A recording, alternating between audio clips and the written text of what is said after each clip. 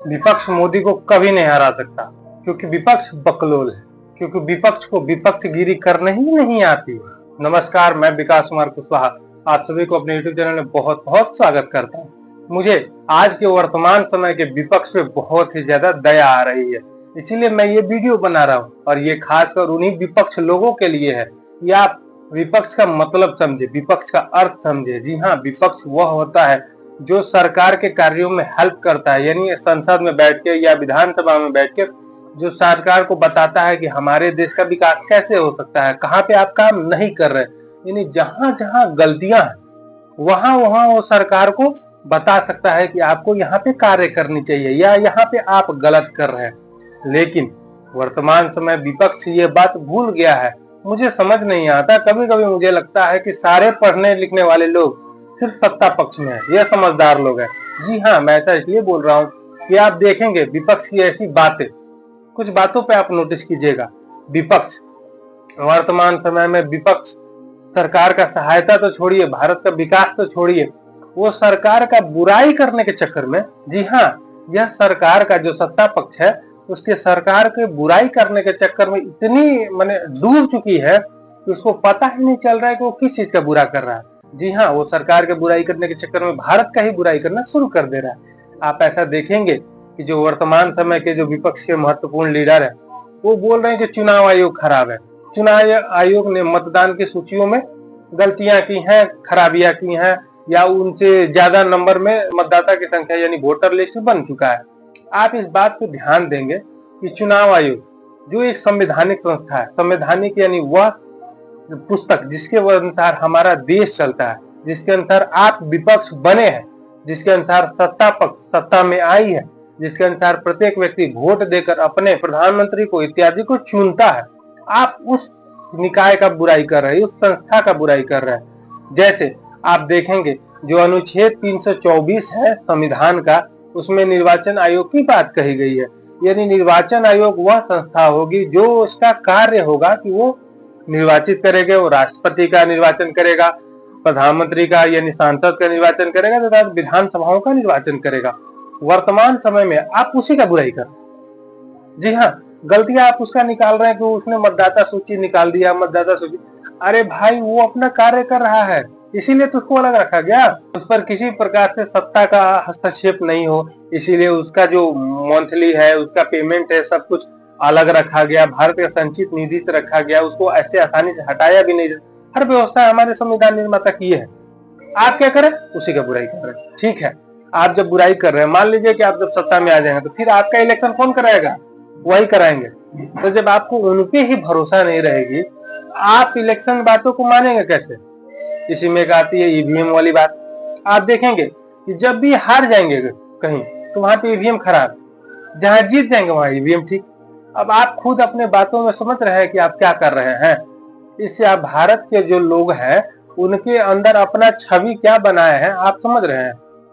हर एक आम आदमी भी बोल सकता है कि आप यहाँ पे जो आम भाषा में हम लोग दोगलापन बोलते हैं कि वो आप कर रहे हैं। एक तरफ दूसरे बोल रहे हैं, एक तरफ जस्ट दूसरे बोल रहे हैं। तो जब रहना है तो एक बात पे अडिग रहिए, वही होता है विपक्ष का कार्य। विपक्ष एक बात पे अडिग रहता है कि नहीं, आप यहाँ गलत है तो गलत है, आप यहाँ सही है तो सही है, हम आपका सपोर्ट करेंगे। ये बात आप ध्यान दीजिए। आप भारत सरकार का बुराई करने के चक्कर में, आप जो सत्ता पक्ष है उसको करने के चक्कर में आर्मी पे सवाल उठा देते हैं।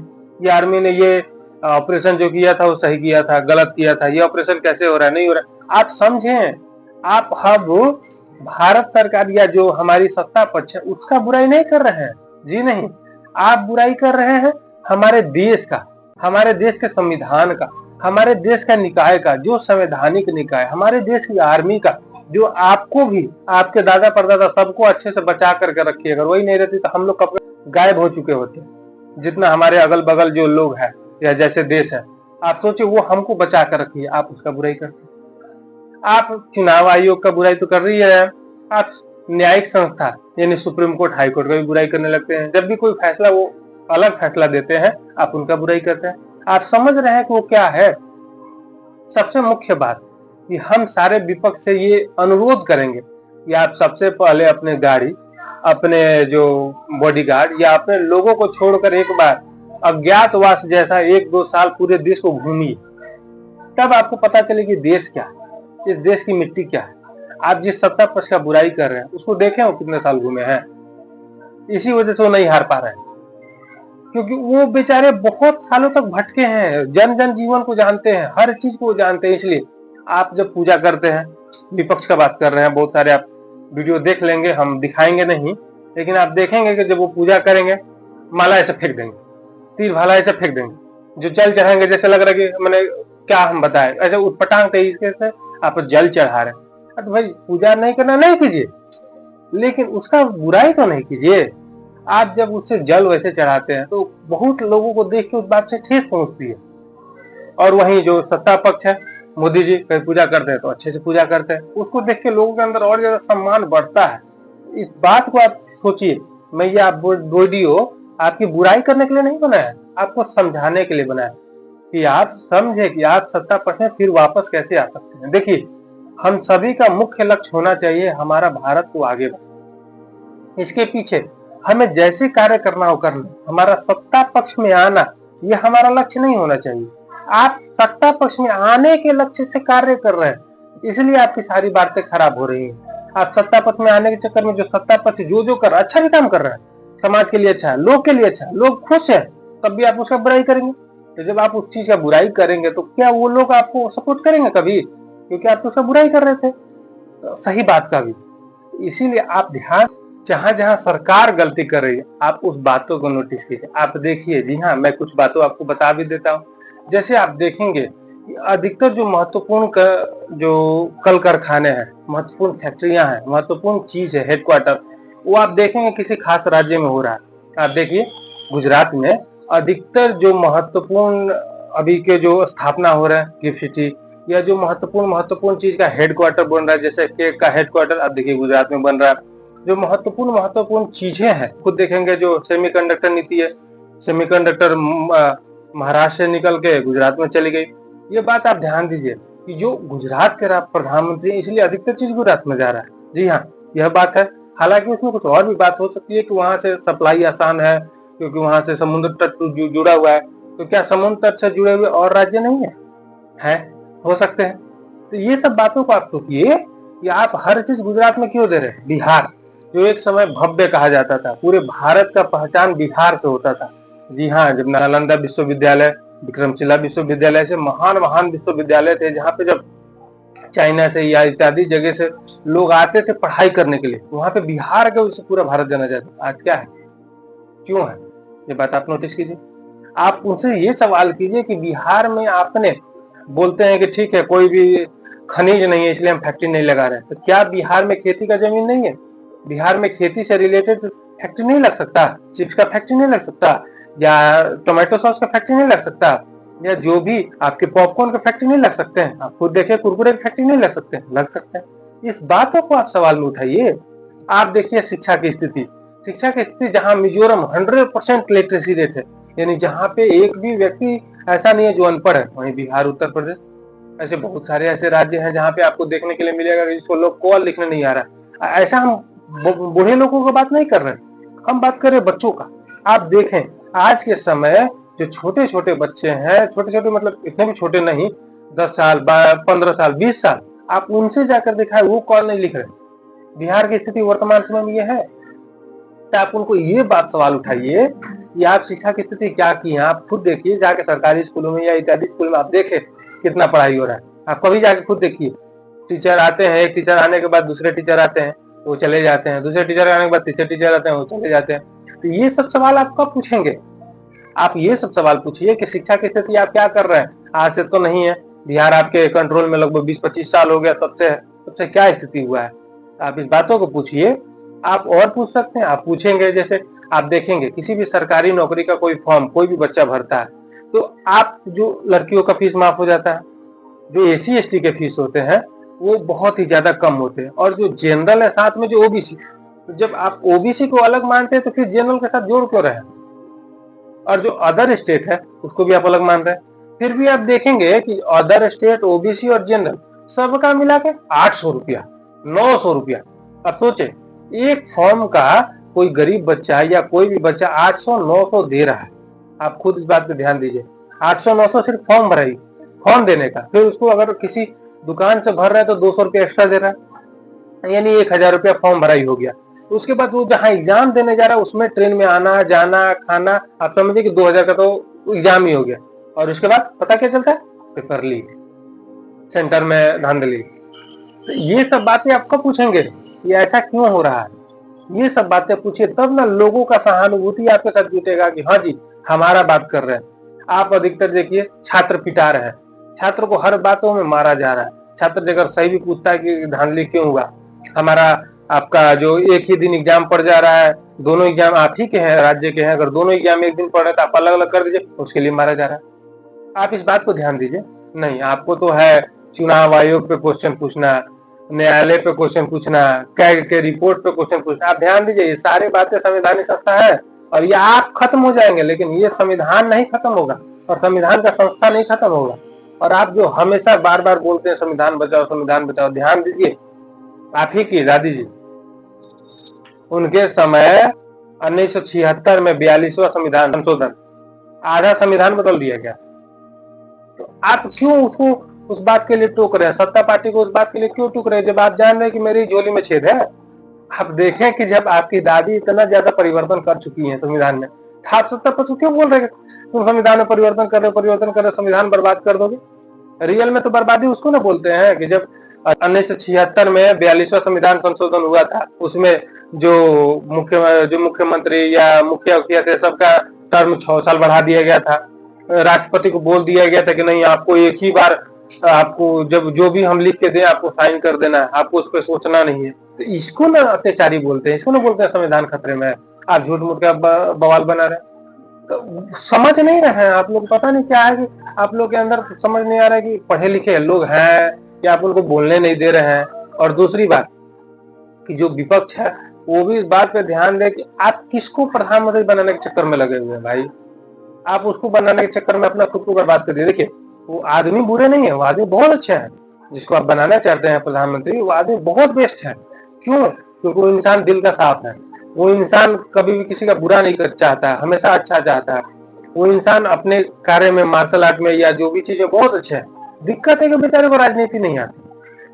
राजनीति है कि देश को घूमना, उनको तो आप हमेशा बाहर पढ़ाए, उनको सोचे कि दादाजी प्रधानमंत्री बन, पापा जी बने, दीदी बन जाएंगे। इस बात को ध्यान दीजिए कि बेचारे नहीं बन सकते, क्योंकि उन्होंने भारत को देखा ही नहीं। तो उनको क्यों जबरदस्ती बना? क्या उनसे अच्छे अच्छे लोग आपके पार्टी में नहीं है? आप उनसे बढ़िया जो जो लोग हैं उनको पार्टी में लाइए, उनको ऐसा कीजिए कि वो आगे बढ़े। और देश का मेन मकसद होना चाहिए देश का विकास, अपना विकास कभी भी नहीं। आप ठीक है, आप उस देश से बिलोंग करते हैं जहाँ बड़े बड़े महान साधु संत हुए, जो क्या करते हैं, साधु संत का अर्थ क्या है, अपने लिए कुछ नहीं करो, देश के लिए करो। आप खुद सोचे, जो आदमी खूब ज्यादा पैसा, बहुत ज्यादा पैसा रखा हुआ है, उसका नाम कौन याद रखता है? आप बताएं। आप ठीक है राष्ट्रपति प्रधानमंत्री बन जाएगा तो उनका नाम कौन याद रखता है? याद उसी का रखता है जिसने कार्य किया। आप देखेंगे डॉक्टर एपीजे अब्दुल कलाम साहब, उनका कभी का स्वर्गवास हो गया, लेकिन आज तक उनका नाम चलता है। क्यों चलता है? उन्होंने कार्य किया। डॉक्टर राजेंद्र बाबू, नाम क्यों चलता है? उन्होंने कार्य किया। जो आपकी दादी श्रीमती इंदिरा गांधी जी भी का नाम क्यों चलता है? क्योंकि उन्होंने कार्य किया था। हाँ, कुछ गलतियां थी, कुछ गलती की वजह से उनका कार्य भी तो ज्यादा था, उनका कार्य बहुत ज्यादा था। हाँ, वही तो आप ध्यान दीजिए, बहुत ज्यादा कार्य अच्छे होने के बावजूद बांग्लादेश को आजाद कराए, भारत को बचाए, पाकिस्तान को हराए, उसके बावजूद भी हल्की सी गलती की वजह से आज तक उनको बुराई झेलने पड़ती है। आपको भी सुनने मिलती होगी, आप तो घर के हैं अपने। आप ये बात पे ध्यान दीजिए। और जो भी विपक्ष पार्टी है, आप इस बात पर खुलकर ध्यान दीजिए कि आप सत्ता पक्ष के बुराई करने के चक्कर में भारत का बुरा नहीं कीजिए। भारत का बुराई मत कीजिए, हाँ सत्ता पक्ष का बुराई कीजिए। जहां जहां गलतियां दिखती हैं, शिक्षा के स्तर पे, स्वास्थ्य के स्तर पे, आप आज भी जाके देखें, बड़े बड़े जो हॉस्पिटल्स हैं, सरकारी हॉस्पिटल, उसमें आपको बढ़िया बढ़िया जो मशीन से नहीं मिलेंगे, मिलेंगे रहेंगे, लेकिन जो उसके लोग होंगे वो बोलेंगे कि नहीं, हम इसका ये काम नहीं कर रहा है, आप जाके बाहर से दवा लेके आइए, आपको यहाँ इलाज नहीं होगा, डॉक्टर साहब आज नहीं आया, कल आएंगे, आपका बेड नहीं है, बेड के लिए 500 रुपये। ऐसे बहुत सारे आपको सवाल देखने के लिए मिल सकते हैं सरकारी हॉस्पिटल में। तो आप इन बातों को उठाइए कि सरकारी हॉस्पिटल है फिर भी आप ऐसा नहीं कर पा रहे। आप शिक्षा के स्तर पे स्कूल है, व्यवस्था है, आप बहुत सारे सरकारी स्कूल में जाके देखिए, आज तक बाथरूम नहीं बना। सरकारी स्कूल में बाथरूम क्यों सरकारी स्कूल में कहीं भी बाथरूम नहीं होना चाहिए। आप खुद जाकर देखें, बाथरूम नहीं बना। आप बोलते हैं कि शहर में कहीं भी यहीं बाथरूम नहीं करो, वहां नहीं करो, आप ध्यान देंगे, ठीक है नहीं करेगा, आप उसके लिए व्यवस्था की है। एक एक बाथरूम 5-5 किलोमीटर 10-10 किलोमीटर पे है, और वो भी क्या है, उसमें ताला लगा हुआ है। जब बाथरूम 5-5 किलोमीटर 10-10 किलोमीटर पे है, उसमें ताला लगा हुआ है, तो लोग करेगा कहाँ? और जब बाहर करे तो 500 रुपये फाइन मारते हैं। तो आप ये बातें उनसे पूछिए, सरकार से पूछिए कि आप क्यों ऐसा कर रहे हैं। देखिए, हम जानते हैं कि आप बड़े बड़े नेता हैं, आप लोग के पास छोटी छोटी बातों के लिए समय नहीं होती, लेकिन ध्यान देंगे, जनता यही छोटी छोटी बातों को देखता है। जब जनता को लगेगा कि हाँ, ये सामने वाला इंसान हर छोटी बातों को, वो भी जो हमारे महत्वपूर्ण के लिए, हमारे देश को आगे बढ़ाने के लिए, हमको आगे बढ़ाने के लिए कार्य है, तभी जनता आपका सपोर्ट करेगा। जनता नहीं देखेगा कि आपके पैर में कीचड़ लगा है, आप खेत में जाके कार्य कर रहे हैं, किसान से मिल रहे हैं, तो अब बहुत अच्छे नेता हैं। ऐसा बिल्कुल नहीं है। आज की जनता पढ़ी लिखी ही है। ऐसा नहीं है अगले खेत में चले गए, कीचड़ में चल रहे तो हम बहुत अच्छे नेता हो गए, हम बारिश में घूम रहे बहुत अच्छा नेता नहीं हो गया, ऐसा नहीं है। हाँ, आप ये कार्य करेंगे कि जिनका फसल खराब हो गया उनके लिए अलग व्यवस्था करें, उनसे बातों को सुने, जिसके ऊपर प्रताड़ना हो रही है, जिसको लोग मार रहे हैं, जिसको सता रहे, उसके लिए अगर आप कार्य करें, तब लोग बुझेंगे कि हाँ, आप अच्छा कार्य कर रहे हैं। इन सब बातों को आप सुनिए, सोचिए, अपने में विचार कीजिए। मैं ये बात किसी का बुराई करने के लिए नहीं कर रहा हूँ, मैं ये बात चाह रहा हूँ कि एक सफल विपक्ष कैसा होता है। जहां जितना मैंने पढ़ाई किया है या जितना मैं जानता हूँ, उसके अनुसार एक सफल विपक्ष क्या होता है, मैं बस ये समझाना चाहता हूँ। और आप वो बने, क्योंकि सफल विपक्ष ही आगे जाकर सत्ता पक्ष में आती है। क्योंकि एक विपक्ष होगा, वही सत्ता पक्ष में जाएगा, सत्ता पक्ष विपक्ष में जाएगा। तो दोनों जब अच्छे होंगे, इक्वल होंगे, तब ना। आप तो विपक्ष को लेवल को इतना नीचे गिरा दिए, सत्ता पक्ष को भी हट ही नहीं सकता। उसको लेवल उठाइए। लेवल उठाने का मतलब जो ग्रास रूट लेवल से, यानी गांव के स्तर से जुड़िए। आप आते हैं कि हम जा रहे हैं, पूरा राज्य को घूमेंगे, पूरे अलग अलग जगह को देखेंगे, और जाते हैं कहाँ? गाड़ी से गए, हेलीकॉप्टर से उतरे, उद्घाटन किए, हेलीकॉप्टर बैठ के चल दिए। आप क्या लोगों को कुछ मिले, क्या जाने? ना बोलते हैं, ना सुनते हैं, ना किसी का बात को मानते हैं। तो आप क्या किसी भी चीज का मैंने बोल रहे कि हम पूरे राज्य को घूम लिए, पूरे हम ये यात्रा वो यात्रा निकाल दिए। शिक्षा के स्तर पे आप लड़कियों को खूब पैसा दे रहे हैं, पैसा मना नहीं है, लेकिन आप ये बात ध्यान देंगे, खूब पैसे देने के चक्कर में आप बच्चों के नजर में क्या बनते जा रहे हैं कि वर्तमान समय में जो लड़के हैं उनको पैसे की आवश्यकता नहीं होती। वो जो बीएड कर रहे हैं या इत्यादि कर रहे हैं, अच्छे खासे पैसे दे दे के कर रहे हैं, क्या उनको पैसे की आवश्यकता नहीं होती? तो जब आप इनको 50,000 दे रहे हैं, उनको भी नहीं दीजिए, कम से कम फी तो माफ कर दीजिए कि नहीं बाबू, तुम्हारा कोई पैसा नहीं लगेगा, तुम पैसा मत देना, हम तुम भी तुमको नहीं देंगे, लेकिन फी माफ कर दीजिए। बच्चे उतने में खुश हो जाएंगे। बीएड में आप देखें 80,000 85,000 लाख लाख रुपया पैसे लग रहे हैं, कहाँ चलाएगा बच्चा? और जब आप वैकेंसी निकालते हैं तो जो वही किया उसी को हम नौकरी देंगे। जब आप जॉब देते हैं तो आप ध्यान दें कि जॉब का क्वालिफिकेशन इंडिया में क्या होनी चाहिए। हम जानते हैं कि 70 पे निकालना है, लेकिन आप ध्यान दें कि जॉब का क्वालिफिकेशन ग्रेजुएट लेवल की होनी चाहिए। आप किसी खास क्षेत्र को निकालते हैं, यहाँ किसी खास क्षेत्र का जॉब है, तो ठीक है, इंजीनियरिंग का है तो इंजीनियरिंग महत्वपूर्ण जरूरी होनी चाहिए। आप अन्य चीजों का निकाल, लेकिन जो जनरल लेवल का, जैसे छोटे बच्चों को पढ़ाना, तो छोटे बच्चों को पढ़ाने के लिए डिग्री की आवश्यकता है। आप सोच, आप उसके लिए ऐसा वैकेंसी निकालिए कि हाँ, ग्रेजुएशन है तो ग्रेजुएशन पे आप आइए, एग्जाम दीजिए, एग्जाम पास कीजिएगा, आपको जॉब मिलेगा। आपको ग्रेजुएशन ही नहीं कि चौथा पास के आप आगे फॉर्म भर दीजिए। हाँ, ये कीजिए कि ग्रेजुएशन में अगर आप है तो आप फॉर्म भर सकते हैं, आप एग्जाम दीजिएगा। हाँ, आप ये कर सकते हैं कि एग्जाम को तेज कीजिए, एग्जाम के कार्य को, एग्जाम का जो जो आपका क्वेश्चन पेपर है उसको मजबूत बनाइए, उसको भारी बनाइए, ताकि कम बच्चे निकले या जो लायक है वही निकले। ऐसा करके आप नौकरी लाइए। आप ला रहे कि नहीं किसी खास क्षेत्र के लेंगे तो लेंगे, नहीं लेंगे तो बगल के राज्य के ले लेंगे, दूसरे राज्य के ले लेंगे। दूसरे ले रहे हैं, आपके राज्य के भुखमरी कर रहे हैं, फालतू पड़े हुए हैं। आप जाके देखें अपने राज्य के क्षेत्र में चारों ओर, आप बहुत सारे ऐसे नीति आप जब निकालते हैं तो नीति क्या होती है, बेकार हो जाती है। तो विपक्ष इन बातों को सुने, इन बातों को सरकार को समझाए, बताए। क्योंकि देखिए, जो सत्ता पक्ष होती है, जो मुख्यमंत्री प्रधानमंत्री होते हैं, वो कहीं जाते हैं तो सबका नजर उस पर होता है, तो सब क्या करेंगे, वहां जानबूझ के अच्छा करेंगे, ठीक करेंगे। लेकिन जब विपक्ष जाता है तो विपक्ष को कोई ध्यान नहीं देता। तो विपक्ष ग्रास रूट लेवल पे जाकर देख सकता है कि क्या कार्य हो रहा है, क्या सही है कि नहीं। विपक्ष इसीलिए बनाया गया है कि सत्ता पक्ष तो कहीं जाएंगे तो लोग को पता रहेगा, तो हाँ, मुख्यमंत्री जाने वाले, प्रधानमंत्री जाने वाले, पूरा रोड ठीक कर दो, तार और हटा दो, एकदम साफ सुथरा चम चम चम चम चम कर दो, तो उनको तो पता ही नहीं चलेगा गलती कहाँ है।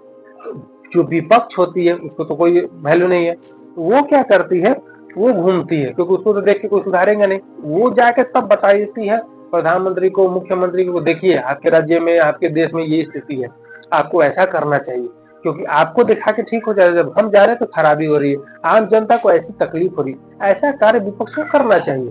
तो आप विपक्ष साहब, हमारा आपसे नम्र निवेदन है कि आप इन सब बातों को सुने, समझे, हम पे नाराज नहीं होइएगा, क्योंकि हमने कोई बात नाराजगी के लिए नहीं कही है। हम आपको बस बताना चाहते हैं, क्योंकि मेरा मेन मकसद है कि हमारा देश आगे बढ़ना चाहिए, हमारा राज्य आगे बढ़ना चाहिए। जिस देश में भुखमरी जैसी स्थिति हो, आज भी दयनीय दुख होता है। आप जब रास्ते में जाए, आप देखें बहुत सारे लोग गरीब हैं, गरीब में इतने गरीब कि उनको खाने की स्थिति नहीं है। आप खुद सोचे, बहुत सारे ऐसे लोग हैं जिनका ना घर है ना खाना है। वो बोलने में भी हमको रुलाई जैसा हो रहा है, जो कचरे में से फल को उठा के खाए, ऐसा हमने देखा है। ऐसा नहीं कि अंजादी बोल रहे हैं, हमने ऐसा देखा है कि जो लोग कचरे में से केला को उठा करके, आधा देख रहे सड़ गया है, उसको खा रहे हैं। सोचिए वो स्थिति कैसी होगी, वो व्यक्ति कौन होगा जो ऐसा कर रहा हो। कोई खुशी से कर रहा होगा, किसी के जेब में उतना पैसा हो रहा होगा कर रहा होगा।